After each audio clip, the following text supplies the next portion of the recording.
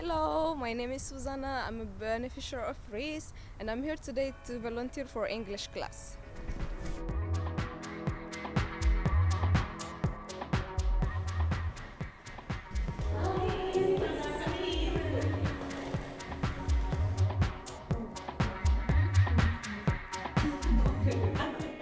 I came from Eritrea and I have been in Luxembourg for about 11 months now.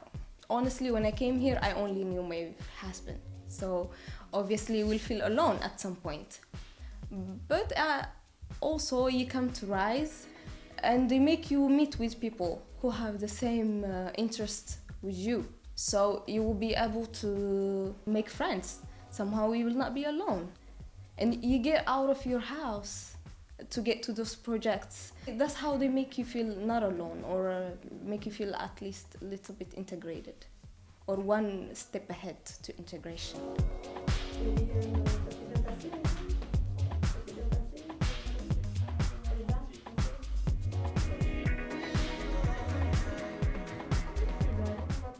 We focus on young refugees aged 18 to 35, which are young adults who are generally very much alone in the country. They need support.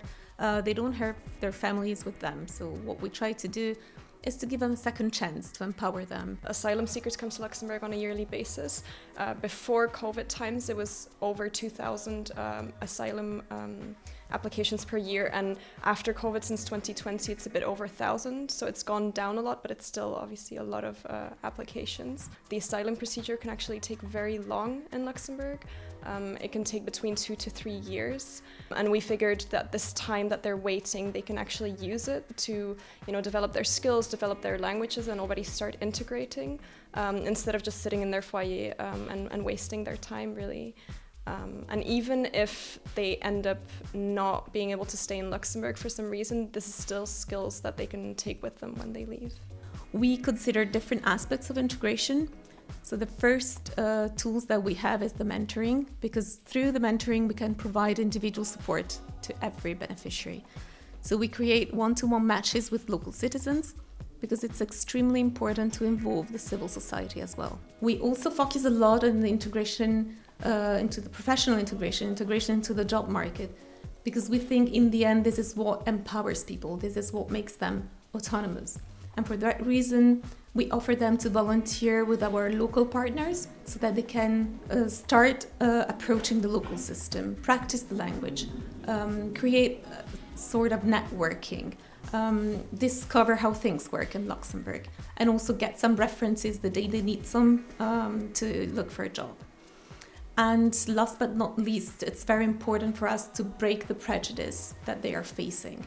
So we try to really bridge the gap between employers and our beneficiaries, because we think our beneficiaries have talents and can be very competitive on the work market. So what we try to do is that support them and try to help them get rid of that labeling, which is they are those in need, because for us they are a booster. They are a potential for the society.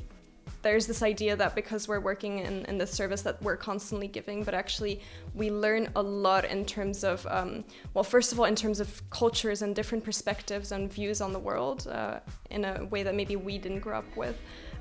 We also learn a lot in terms of resilience, positivity. I think some of the most positive people are actually some of the most positive people I've met are actually some of our beneficiaries.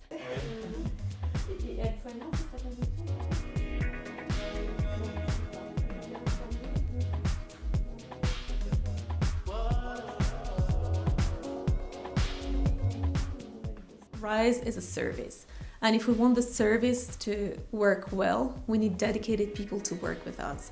And this has, of course, certain costs. So financial support is vital to the survival of RYSE, and we would like institutions, foundations, or private people to understand they shouldn't be scared of investing into diversity, because after all, what we are doing is trying to get a better future for this generation and for the next one.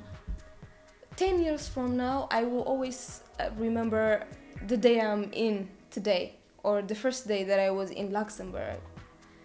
I will always remember that day. So I don't want anybody to feel alone or to need anything or cannot be provided to them. So I will